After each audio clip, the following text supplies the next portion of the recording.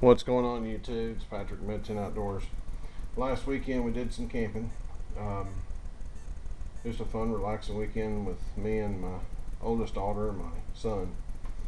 And the wife's form of camping is hotel. So there you go. So anyway, I took these 4 knives with me. Of course, my son had his knife with him. My daughter had her little knife with her. But usually after camping, especially with these 2 knives, I do a little cleanup on them. And the reason for being, this one is a Mora, which is a real high carbon steel, which actually says it on there. It says right there, carbon steel. And then this one is the one my father made a long time ago, and it's carbon steel also. Um, and it will rust. Matter of fact, there's some spots on this blade in a couple places that have rusted, and I cleaned them up and got it back. But it's fairly deep in the metal. So anyway, um, and then this one we did some food prep with it, along with my kitchen knife I have, which most of my cookware I've already rewashed in the dishwasher. That's a whole another story altogether. So anyway, what I generally do is take the knives and first off clean them up. And when I clean them up, I've got a bottle here with liquid in it. And basically, all it is ballistol, multi-purpose. Lubricates, protects, cleans, protects, preserves firearms, leather, knives, wood, tools, all that stuff. Camping and fishing equipment. So basically, what I'll do with my knives is I'll spray this on there, a shop rag. You always put the cutting edge up. That way I don't screw up and cut through the rag. Because with this knife, I can damn sure do it. And wipe off any. Don't leave a heavy coat of oil on it, but I leave enough that it will not rust in the leather sheath. I know it's probably not good to keep this knife in the leather sheath, but it doesn't hurt it. Now what I'll also do is I'll check the edge and make sure the edge is still okay. There's no divots or anything like that in it. Looks like it might need to be a little stropping done to it. These things, my God, I don't think, well, I imagine there's a couple people out there that have, but I haven't been able to dull this knife up yet. And you can tell the blade, let me see if you can tell or not. The blade itself has got some scratches on it, but the edge on it is still freaking sharp as all get out. But I still like to give it a good rub down. Let that ballistol sink down into it. That knife, I don't care what conditions it is, I'm taking that knife with me. That is, I'm sorry, for 15 bucks, that is the most all-around knife you can own. If you don't own a Mora of one flavor or another, well, you can take all your $500 knives and $1,000 knives and throw them in the trash, because this right here will replace it for 15 bucks.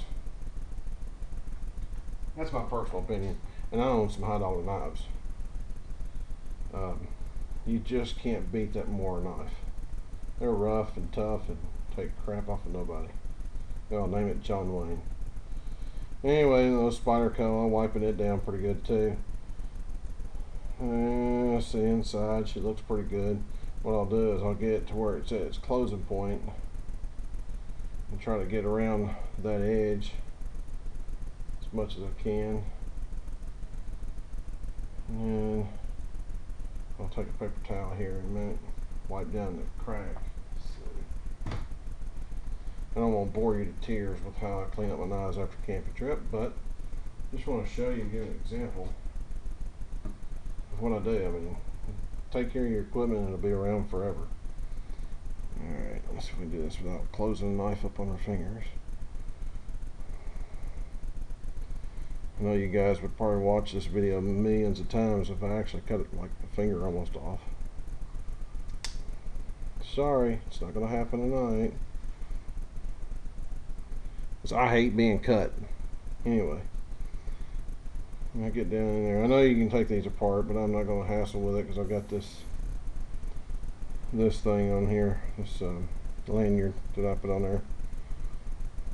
So I just wipe down in there and get all the heavy stuff off.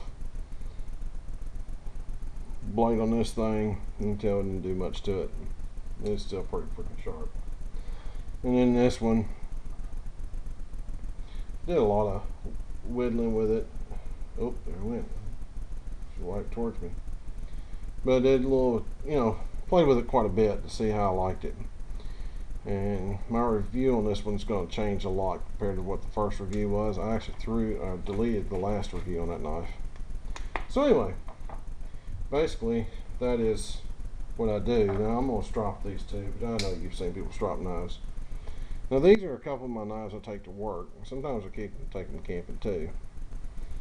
But a lot of times I cut open boxes with them. As you can see, that blade on that half ton, she's got box glue all over it. And it's just good to get that stuff off, because it actually decreases from your edge there. There we go. Got that one good and clean.